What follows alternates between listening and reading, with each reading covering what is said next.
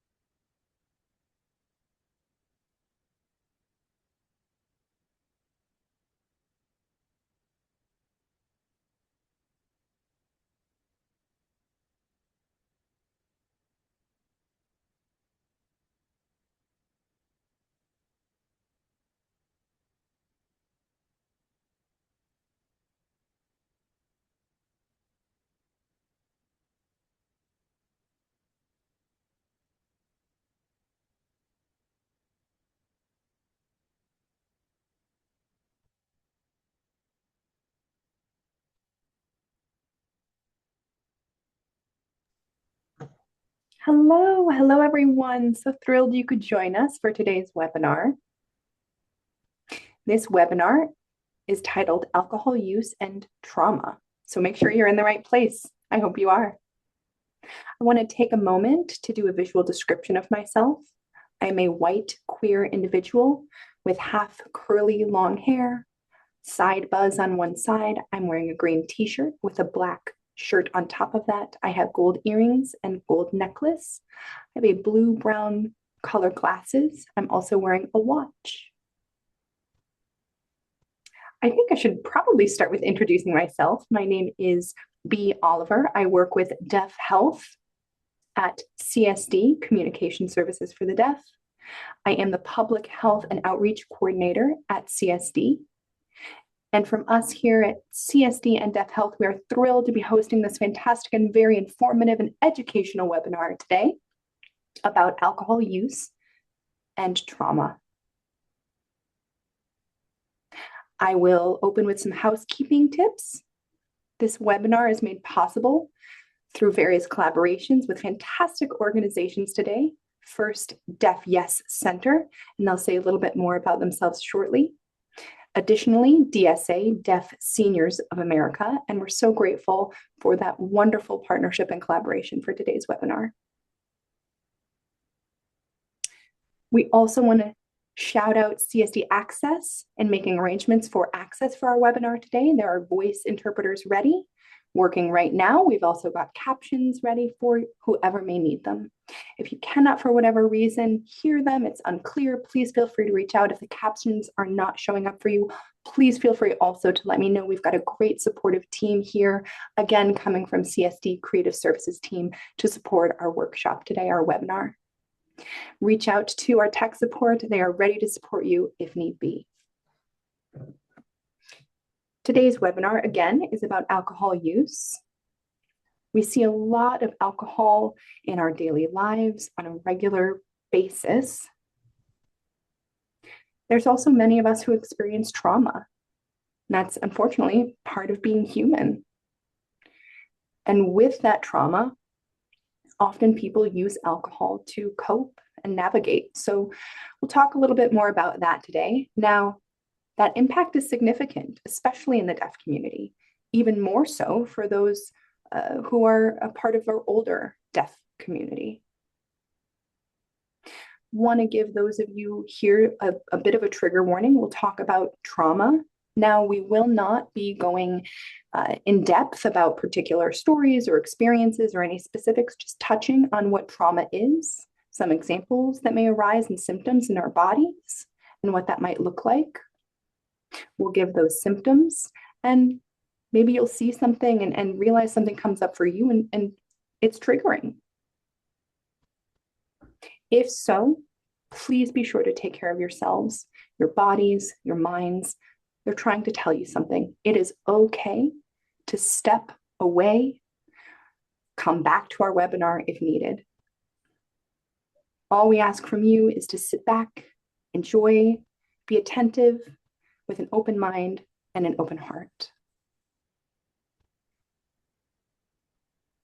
You may also see some things that you have questions about. We welcome your questions. Please take the time to ask them. You're welcome to type those questions in the chat. I see the chat is already being used. Wonderful. It seems like people cannot see me. Can you see me now? If you can, please comment in the chat and say hello.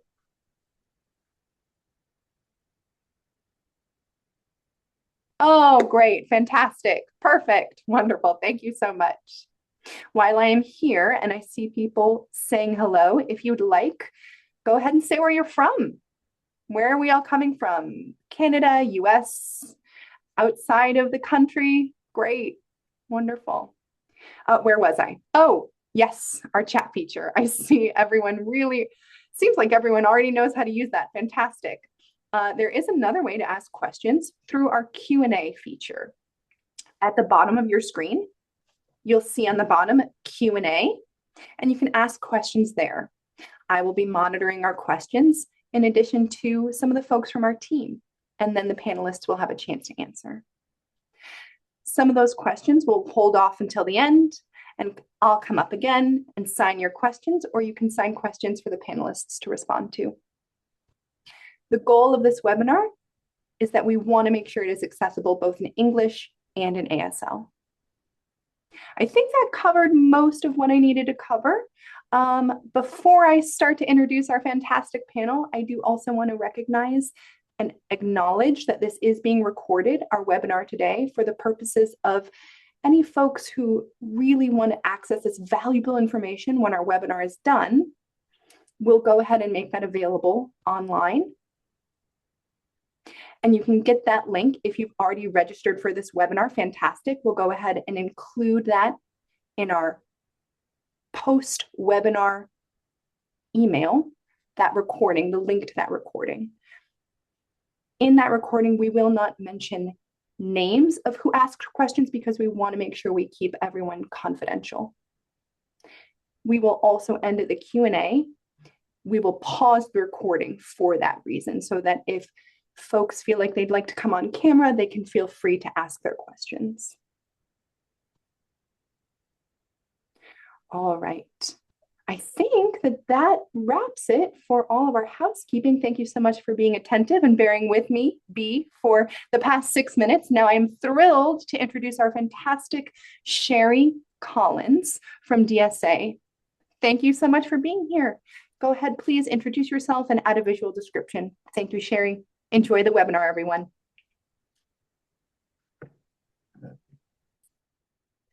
Hello, everyone. I am looking over the list of where people are connecting today from. First off, I will give you a visual description. I am a white woman with short hair in a bob haircut. I have silhouette glasses, pink lipstick, and a pink background, and a turquoise shirt that is a polo that says DSA on it. I am honored to be here with you all today. Again, my name is Sherry Collins. Assigned name SC in the center of your chest. I'm the director of Deaf Seniors of America, DSA. You notice we don't use the old sign for senior citizens. We prefer the term older adults. This is the word that we use to refer to ourselves. Sometimes we do say seniors as in senior citizens. Other times, most of the time, we are older adults. And that's who we're here to talk to and about. So, why is DSA part of this? Trauma and alcohol use it happens in our older adult community as well. And before we get into the nitty-gritty, I do want to introduce the two other panelists from DeafYES. And they're going to go ahead and introduce themselves and their role, and then we will get into it. Before that, I do want to tell you again that you can ask questions either in the chat if you want, or you can save them until the end of the webinar. We will be wrapping in the next 40-50 minutes. And then we'll have the questions. So let's go ahead and do introductions. Melissa. Yes, hello everyone. My name is Melissa. My last name is Anderson, and I will start with my visual description. I am a white middle-aged woman with brown hair pulled back behind me in a bun. I have a black shirt on with long sleeves. I have a gold nose ring. And who am I? I am the co-director for DeafYES, Center for Deaf Empowerment and Recovery. Our center provides counseling services in the state of Massachusetts and runs a nationwide research on mental health, addiction, and healthcare access. We will be talking a lot more about that and our center shortly. I am a psychologist that graduated in the year 2012 from Gallaudet University. Since then, I've worked for the University of Massachusetts Med School, and that is where DeafYES Center is founded at UMass Medical School. I am thrilled to be here with my colleagues today. I have my colleague Tam here who can introduce herself now. Go ahead. Thank you, Tam.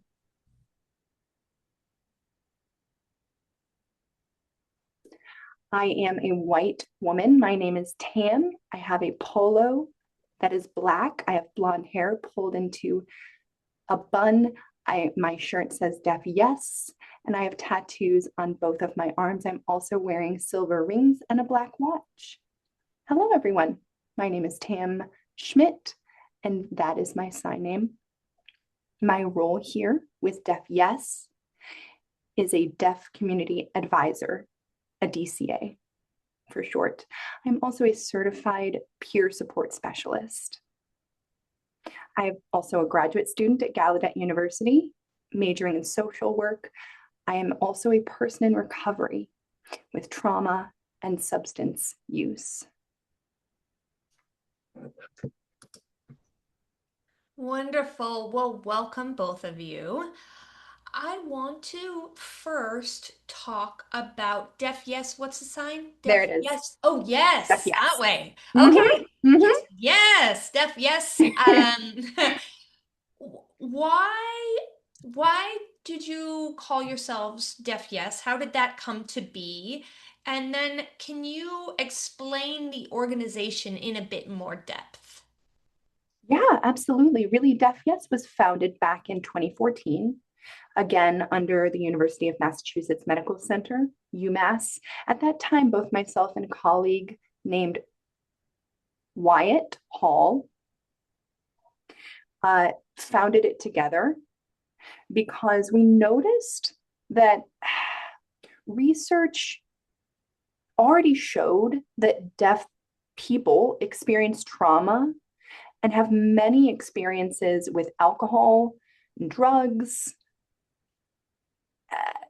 At the same time, the services and resources available to help folks with those issues were really not many. So DeafYES tries to develop various resources for mental health, addiction, in order to support people in recovery. Our goal is to make sure that everything we produce freely and openly is entirely accessible. DeafYES is not a business model. We're not trying to earn money. We do get funding and grants from the government. And test different resources and tools, and then give back to the community in that way. Okay, so I I know that later on you're going to be sharing resources, which is a significant part of this entire discussion, that support. So, are you offering support, like support groups, as in Alcoholics Anonymous, or do you just focus on providing resources? That's a great question. To date, we mostly coordinate and collaborate with, here in Massachusetts, for instance, we have Deaf Recovery Coaching Program and various peer-led groups. Now, our team will soon be creating a support group for people who have already been a part of our study and completed it. And then that group will be available for former participants, previous participants, and we'll have more resources shortly. Okay, that leads me to Tam. Uh, Tam, what is your role exactly? You're a specialist. Can you also tell us about your journey and experience as a substance use survivor? Tell us about your role. Tam says, my role with DeafYES is I support a lot with the research of trauma and addiction. I meet with individuals who are interested in joining the study. They always meet with one of the four of us as part of the DeafYES team. We explain expectations of the study, what exactly it is that we're doing, what the process looks like, and what it is that they can expect from this all, if they are want to participate in the study or not. And then they can make the decision to either move forward or not with the study. And go ahead, Melissa. Yeah, this is Melissa. I'm my light. Ugh. Yeah, please go ahead. I really just wanted to say a little bit more about that role, the role of a DCA, a deaf community advisor. It's really, and our team really values our deaf community advisors on the team. Much like Tam had mentioned, we have four currently. Now, there are many other research team members or project team members who will advise our board, and we can check in on a quarterly basis or a biannual basis to receive feedback. But we do not use this approach. The four deaf community advisors on the team with us are actually a part of the team, and they are a part of our weekly research team meetings. They work between meetings as well. Means that everything that we do for our research study has ongoing and consistent feedback every single moment. We don't wait for our quarterly or biannual sessions to get that feedback. We have ongoing feedback that we get from the deaf community, from the lived experience and expertise of our DCA team. Thank you.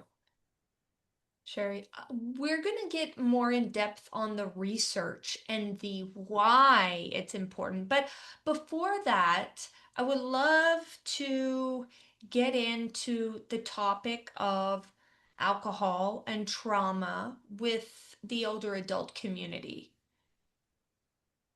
Even though it impacts all ages more so than we would think, we think also that it starts with young people in college wanting to party and being curious about drinking. So, what are the trends that you're seeing in your work?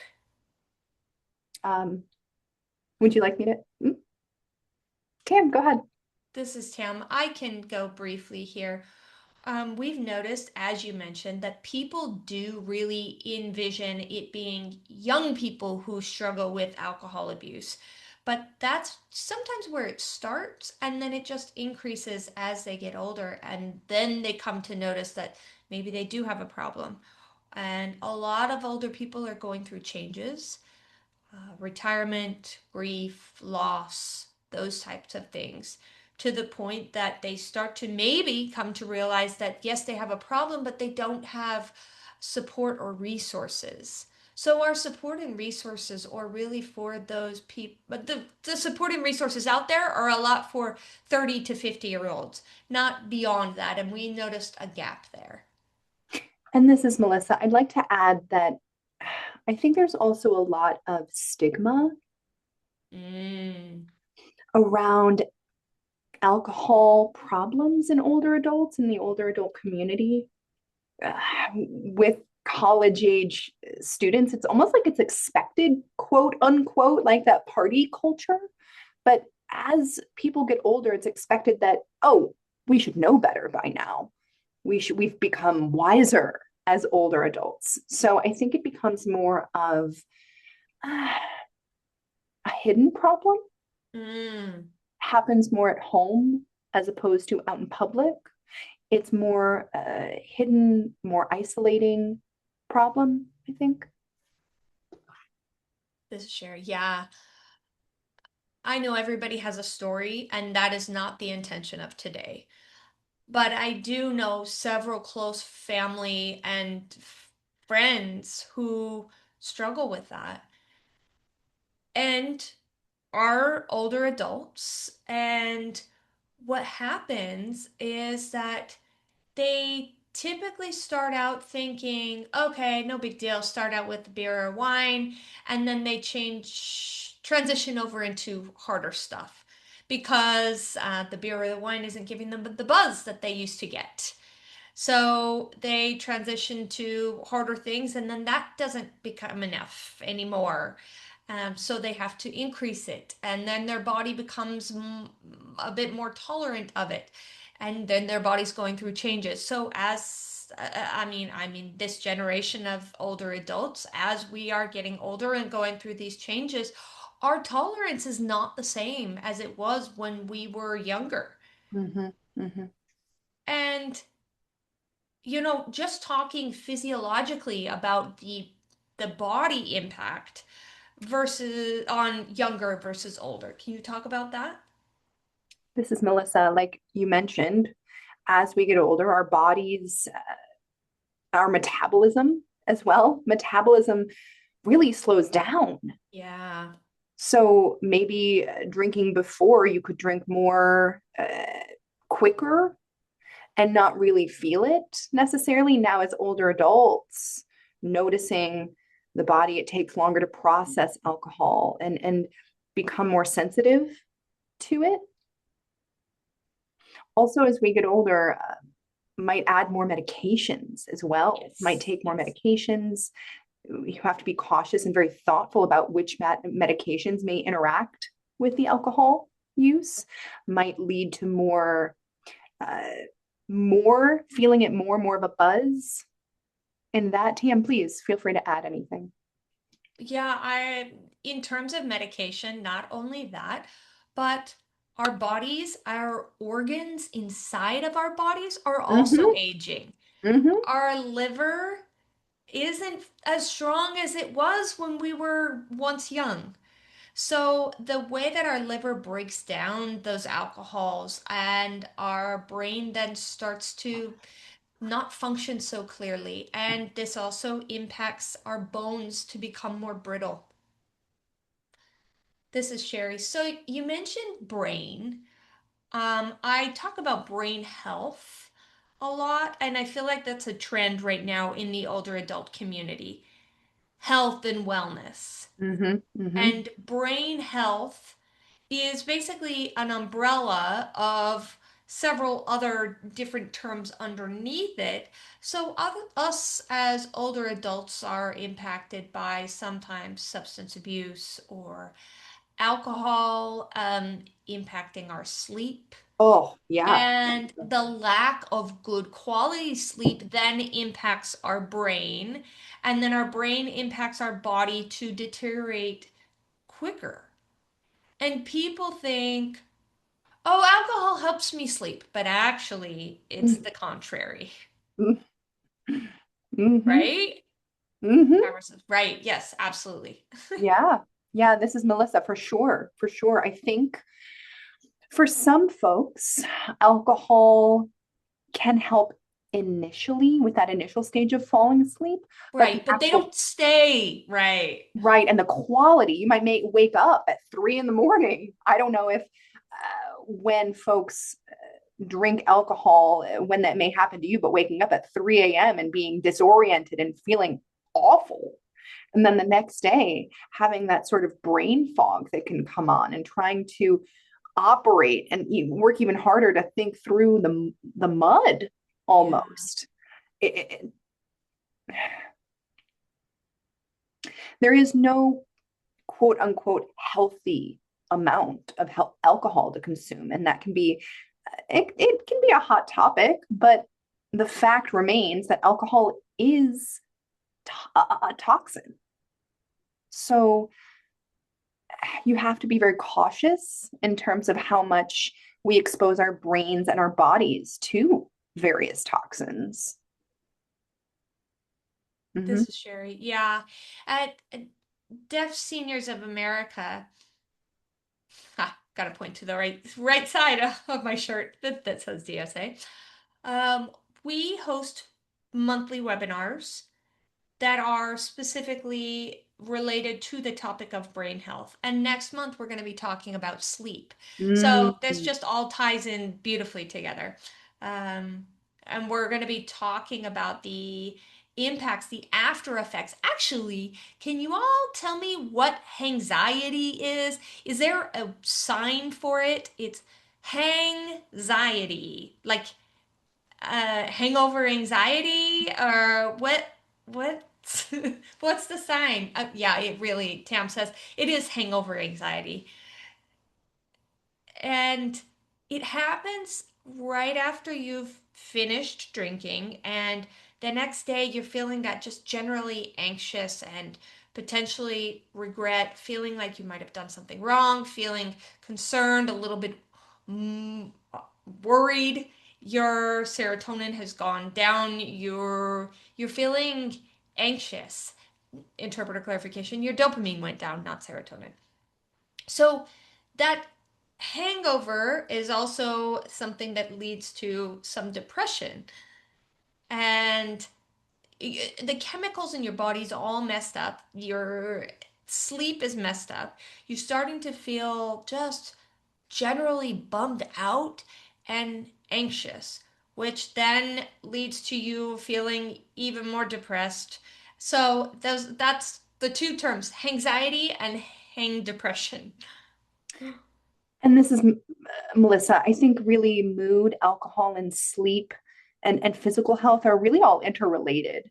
They really are. We can't act as though they are in isolation. They all really work together. So, Melissa, you're talking about the controversy of how much is too much. Mm-hmm. Mm-hmm. So, I would love to talk a little bit about that and then move on to the topic of trauma. But what are the symptoms of not just, well, I mean, having a drinking problem, but people think, oh, just because I have a bottle of wine every day at 3 p.m., it's not a problem. This is Melissa. It really it depends on the individual from medical advice perspective. Um, a typical physician would say for women, up to 7 shots or glasses or drinks per week. For men, it can be up to 14 drinks per week. Um, Now, the actual number doesn't tell the whole story, as we all Right, know. right. Yeah. Yeah. I mean, first of all, Sizes. you've got to figure out what is one drink. Right. Oftentimes we miscalculate that amount. Um, and also, one person who drinks 7 drinks per week might be fine, whereas another person who does the same thing might have problems showing up to work, might struggle and cause problems with their family. It really varies and it depends on the individual. But I think the most important point is how that person functions and how they're functioning And is alcohol disrupting their life? Is it disrupting their relationships? Is it causing disruption to their job? Tam, I'm curious as to what your perspective is on this. Yeah, I would say also disruptive to their health Mm-hmm. as well. Maybe they think that they're fine, but that in all these other aspects of life, but they're struggling with their health, and alcohol is a large problem of it. Yeah, yeah, I'll leave it Mm-hmm. at that. Sherry says, so for older adults, because they're not working, they think, oh, I can have fun and it's fine. Instead of, an employed person, it's 5, so now we're gonna go to happy hour, or it's 5 o'clock somewhere. I'm here in Arizona, but it's 5 o'clock on the East Coast, but I can start earlier. So let's just take wine, for example. If every day at 3 o'clock I have my glass of wine and I can't miss it, is that an example of addiction because I have to have that every day? Even though I might only have 2 glasses, what is the definition of that and what does that mean? Sure. This is Tam. That was, we talked about that in the addiction community, and we do. If I just have one glass of wine every night and I'm fine, does that mean that I have a problem? That's a huge question. And the question really becomes, can you stop?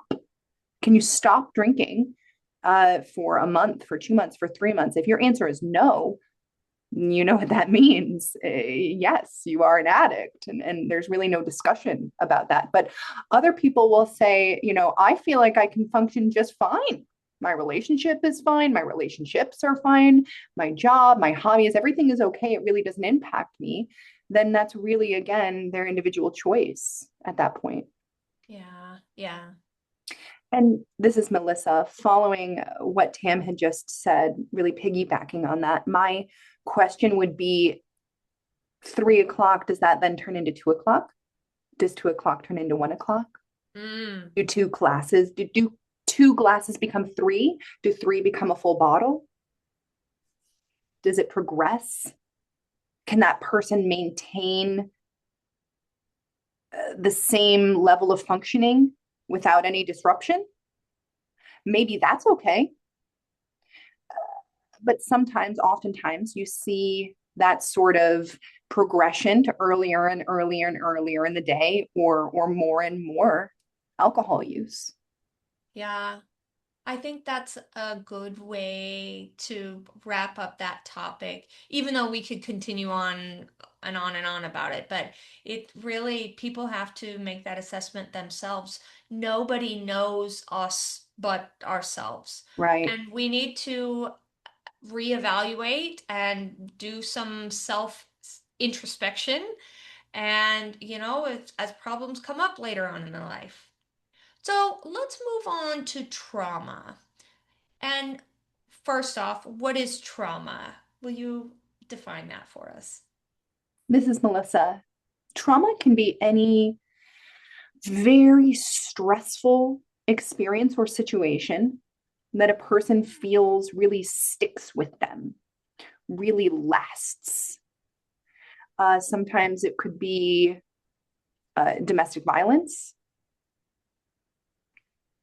could be sexual assault, could be an automobile accident, could be a hurricane, could be war, could be any number of things, any number of stressful events or experiences. And really, it impacts a person in their life. Now, we do acknowledge there may be deaf specific experiences that can also be traumatic. For instance, significant language deprivation, Oh, isolation in a hearing non-signing family, maybe school bullying related to sign language not being used, or the oralism philosophy. Trauma has multiple different definitions. That being said, if it really sticks to with a person and causes them anxiety and impacts their life, we would consider that to be trauma.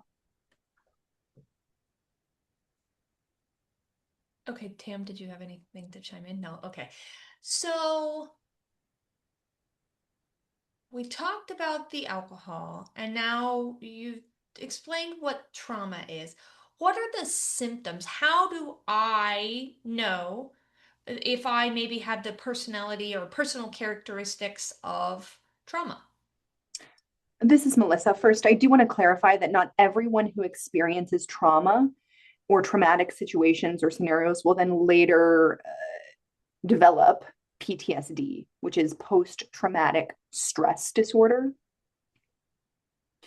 About 1/3 of folks who experience that, it can become PTSD, but 66 to 67% of folks do not.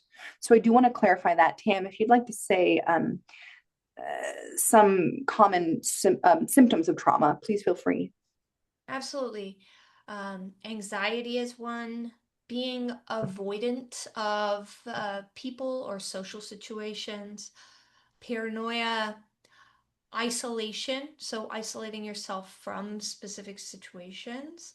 It's not only about responding in a hyper stress situation, it's also something could trigger you. Somebody mentions something and you have a triggering feeling of trauma response. Yeah, and this is Melissa. Some people experience, they might even have bad Mm, dreams yeah. or additional sleep problems, feeling like they have to be really hyper vigilant and can't rest, always trying to be hyper vigilant and watch out for things. That's another symptom. This is Tam. I would add also their medical situation.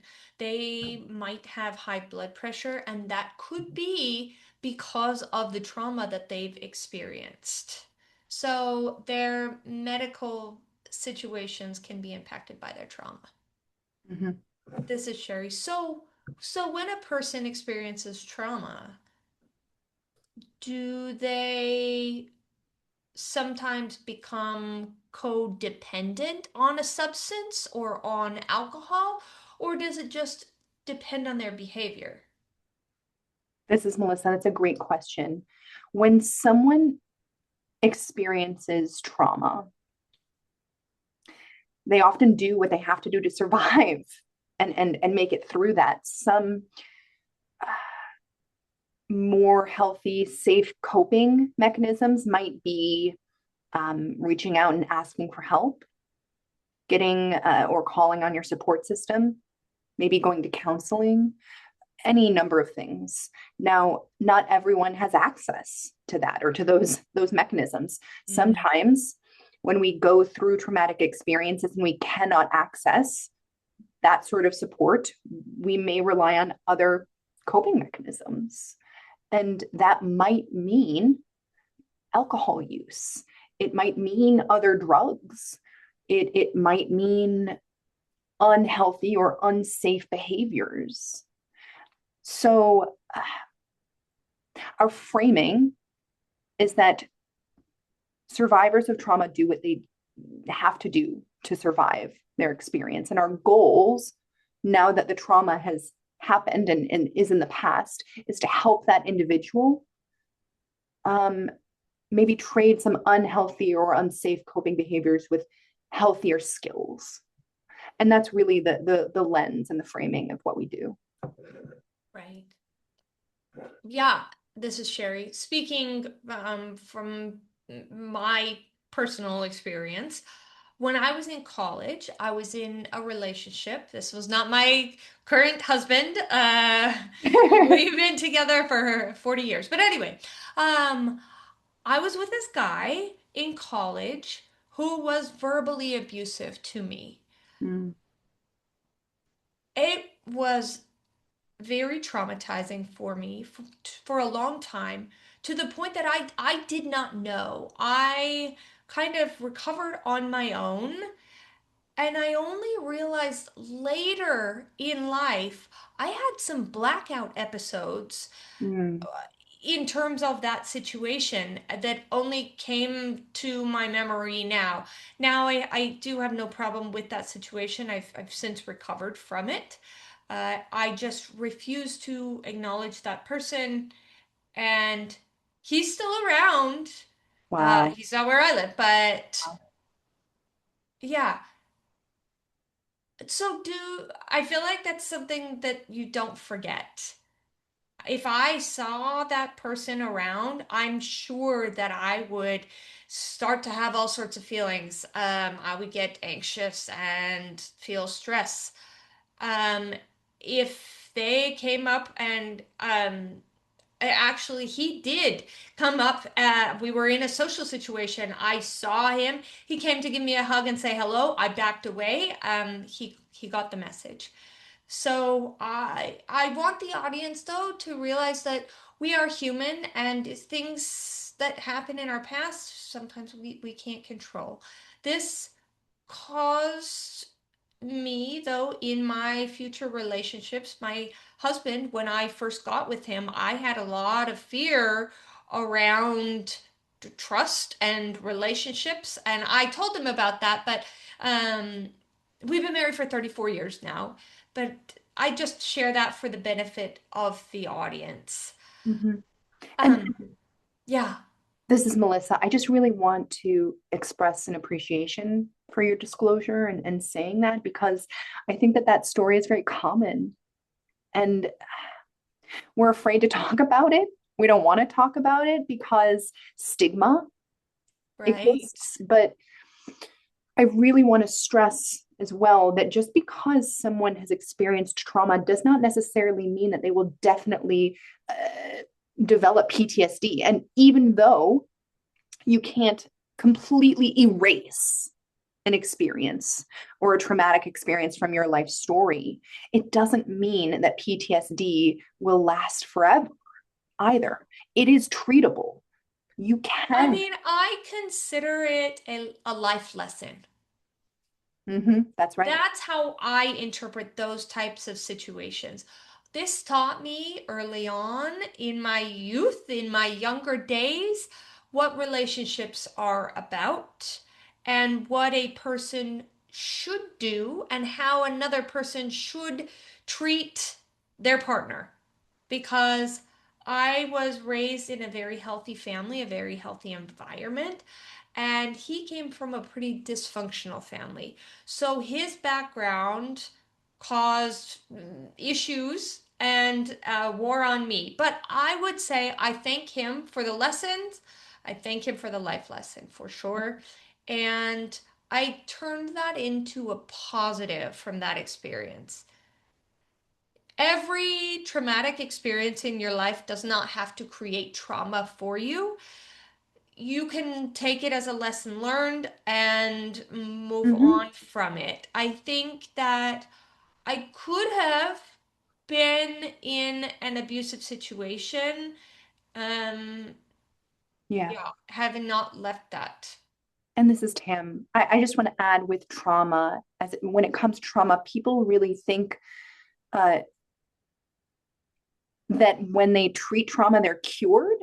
And instead, we want to frame it as building their coping skills so that they can lead a healthier lifestyle. If they don't have coping skills, that is what can then cause disruption and they can become addicted to Yeah. drugs or gambling or any number of things. So we really, that internal, how that sort of masks trauma and facing trauma. And I really like, Sherry, how you framed that, thinking that as a positive life lesson, and that then becomes how we look at that situation. So thank you for that. And this is Melissa. I think that that also stresses the importance of having deaf accessible resources and tools for trauma and alcohol use and other addictions, because it is treatable. You can minimize the impact of the symptoms on your daily life, but if you cannot access treatment, counseling, can't access resources, then yeah, it can become more likely that it will last. So that is a huge problem for this community, for our community. Yeah. Sherry says, yeah, people are ashamed or embarrassed to talk about it. I get that. Okay. Now we're into this section of Q&A, but real quick, I want to talk about resources. Where can people get resources? And then we're going to start answering stuff from the Q&A. Do you have resources you want to share, DeafYES team?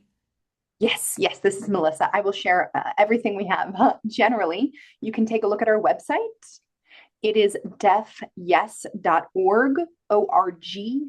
Now, all of the materials that we produce and create and that are posted there are there for everyone to access. We want to continue to distribute and disseminate all of the helpful information that we possibly can. Presently, we are also running a research study, a nationwide research study for people with alcohol use problems and trauma. If you choose to join that, people may get up to 12 free counseling sessions with a deaf signing therapist, up to 12. And if they fill out 5 online surveys, which are also in American Sign Language, they can earn up to $500. So if today's conversation leads you to thinking that might apply to your life or apply to you, go ahead and check out that research study and that research opportunity. Much like Tam had mentioned as well, once you are complete with the screening survey, you can go ahead and sit down with, or well, you will sit down with one of our 4 deaf community advisors for getting information for the next session. And just because you fill out the survey does not mean that you have to continue to participate. We have a wonderful opportunity to talk with someone, learn more about the study itself, ask questions you may have, and you can take your time to really consider if you think the opportunity is right for you or not. Tam, is there anything you want to add about the study at all? No. No.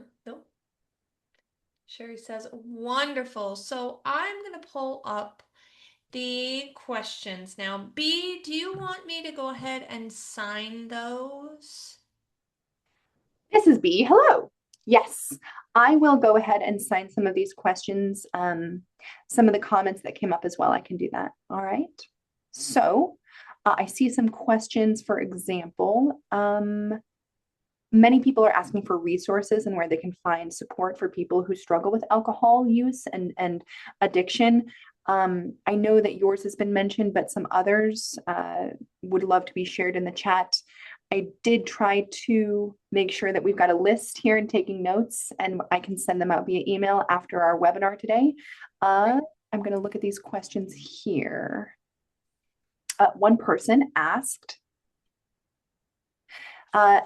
has been sober for 19 years, but cannot join the study because you have to struggle in the past month with trauma or alcohol use. So if they have been sober, they cannot participate, and wanted to clarify that point. This is Melissa. That's a great question. Yes, unfortunately, the goal of the study is to help folks reduce their alcohol use, reduce or stop, cease. So if you are already 19 years sober, first of all, congratulations. That's amazing. Yeah, that is amazing. Congratulations. I want to acknowledge that's incredible. And unfortunately, this probably is not the right opportunity for you at this time. That being said, also want people to keep in mind that relapse happens. So if you ever feel like you are struggling at all and would like to try to join us, please feel free. Go ahead. At this time, though, for someone with long-term sobriety, this study is not going to be the right fit for you, unfortunately. However, I feel like you can contribute, though, potentially as a mentor or as an example to others. And congratulations, 19 years sober. That's a huge feat. Yes, this is B. I also will continue to remind our audience here, if you would rather sign your question and come on screen, please feel free to let me know. You can use the raise hand feature, and our support and tech team will allow you to sign your question. A lot of people continue to ask questions in the Q&A or even in the chat. Feel free to continue to ask your questions. Another question, similar question. with sobriety, Melissa had already answered. There was another here that is the language and health issues. Apparently missed the time of that question when it was asked. I'm not entirely sure what the question pertains to, what the context is in that conversation. Maybe the three of you remember what was being talked about health issues. I can't remember. An example, did anyone remember? This is Tam. Yeah, we were talking about alcohol leading to health issues. So it might be that Go ahead. cognitive decline, health decline as well. Sherry says yes, and anxiety, lack of sleep, fatigue, low energy. Those are the symptoms or issues. Yeah. This is B, thank you. Next question. What is the relationship between deaf students who experience bullying and in school and older folks who may rely on medications or drugs or alcohol to cope? This is Melissa. The relationship, B, could you clarify the relationship between bullying and later alcohol use? Yes, yes. This is Melissa. I can speak to that. Persistent bullying can really lead a person to feeling less than, feeling like they're not safe in the world, feeling as though they're uncomfortable being around others. So I can give you a for instance. Let's say that someone went to a deaf residential school or even a mainstream school, but had persistent bullying during their entire educational experience, then as an adult, they may go to a deaf event or somewhere where drinking is around. Maybe that person feels anxious and unsafe and uncomfortable around other people in that social setting and may rely on alcohol or drinking to what we would call social anxiety. And or even going back to relating back to that bullying, it may be the social anxiety, but it may be have something to do with the bullying. And there's no direct link to that. That being said, it's just an example of how those two can be interrelated and how that may show up. This is B. That's a great research opportunity at some point, perhaps, just planting the seed. All right, next question. Alcohol abuse can cause memory loss, confusion, forgetting doctor's appointments, and not even realizing that time passes. Is that something that alcohol use can cause? Tam? I mean, you can't really pinpoint if that's specifically because of alcohol or other health concerns. I would say certainly see a doctor because it might be memory issues as well. Mm-hmm. Mm-hmm.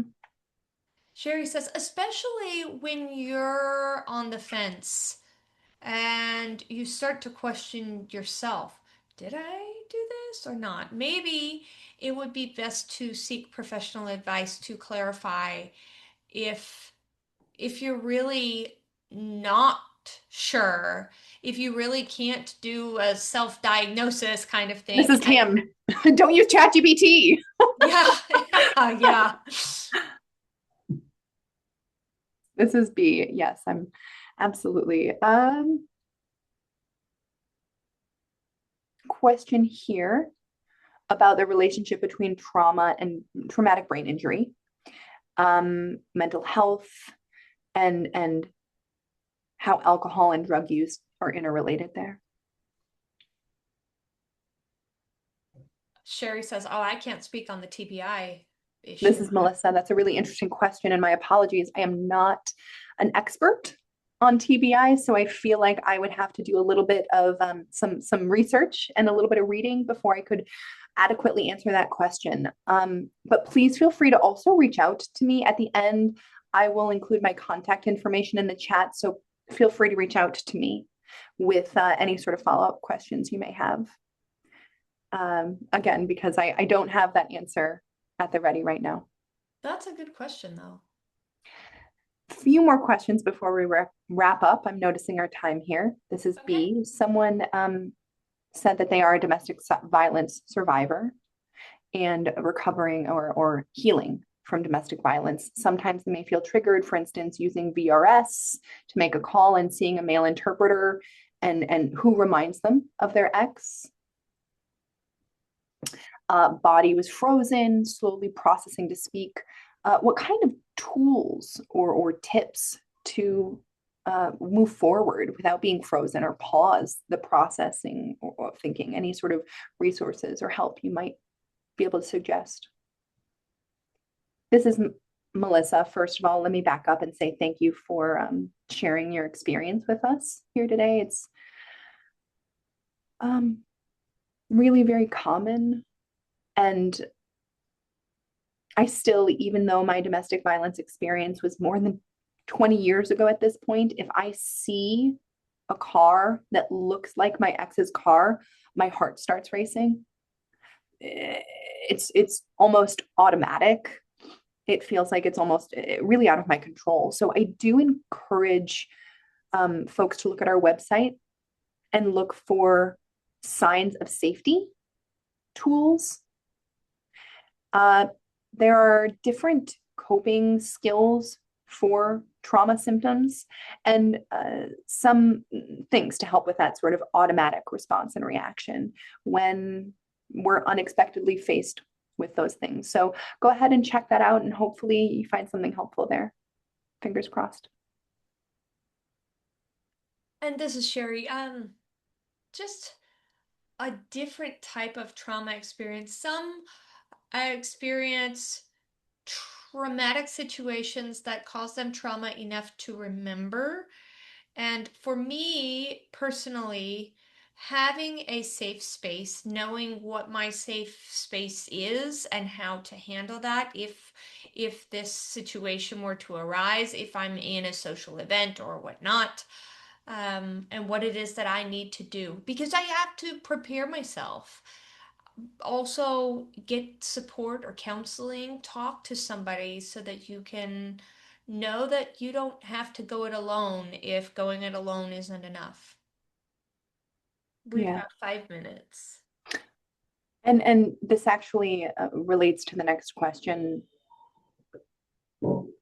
Someone asked if alcohol can cause with forgetting, be a cause of forgetfulness, can cause someone to become aggravated with their children, families, or relatives. Can that happen? Mm-hmm. Yes, yes, yes, I've seen that. This is Melissa. PTSD is interesting because some people in their experience of trauma um, does I mean, maybe they use drugs or alcohol because they want to feel more, they want to feel something. Um, and then there's other people on the other end of the spectrum who experience trauma and PTSD and they feel so much. They feel like they're overstimulated and overwhelmed, and they want to use alcohol or other substances or drugs to calm down. So, to sort of self soothe. So, there's definitely, I mean, how we think about that and people who are using alcohol or drugs um, are really trying to self-medicate oftentimes and really from some really awful symptoms. So this isn't just about, it's not about blame, it's not about shame, it's not about blame, it's not about taking anyone to task. We get it. We understand PTSD is, it is very, very uncomfortable. And we understand why someone might try to self-soothe. So that's definitely, there's definitely a relationship there. So before we wrap, because we're almost at time, I Yeah. do have a slide with contact information, but I also want to share information about, somebody if they are wanting to recover. Tamara says, if you're struggling and you want to reach out for a screening, by all means. If you think that you say you don't have a problem, but you think that you might, and you feel that shame or stigma, put that aside. Focus on yourself and focus on your health because you matter. Um, look for help, come answer the screening questions and sit down with us. This is Melissa. I also would like to acknowledge that our relationship with alcohol changes over time, and it can change backwards, forwards. It really can change. My relationship with alcohol and my patterns of drinking in my 20s look very different than they do now, and I anticipate they will look very different in the next 20 years. Yeah. So just continue to be curious, open-minded, have that conversation with yourself. Much like Tam said, it can be an ongoing self evaluation. Right, and a little bit of self-disclosure. I used to not think that I had any sort of problem. I was high functioning. I didn't realize until I really took a look in the mirror to realize that I did have a problem and I got help. Mm-hmm. This is Sherry. This has been a marvelous discussion. Thank you so much. Thank you for this opportunity. It's been an honor, pleasure talking with Melissa and Tam today. The floor is yours, B. This is B. Thank you, everyone, for joining us today. I really enjoy watching what everyone shared, your resources, etc. The slides also have different resources and opportunities for support. Feel free to take a screenshot, take a picture with your phone, and there's different links available to you to the DeafYES Center and their work in addition to DSA. Take a picture of that. There's Deaf Health, and that all of these QR codes are also available. Very much appreciate your attentiveness and vulnerability in this space today. This is a hard topic to talk about, and it's an ongoing conversation to have. And I would like to remind people that when we talk about trauma, please keep in mind that every person and their trauma and their experiences are different. This is not a competition as to who had the most traumatic experience. Everyone is different and has their own Yes. stories, Yes. for sure. Thank you all. Thank you so much. Thank you. Thank you. Okay, bye. Bye bye. Bye.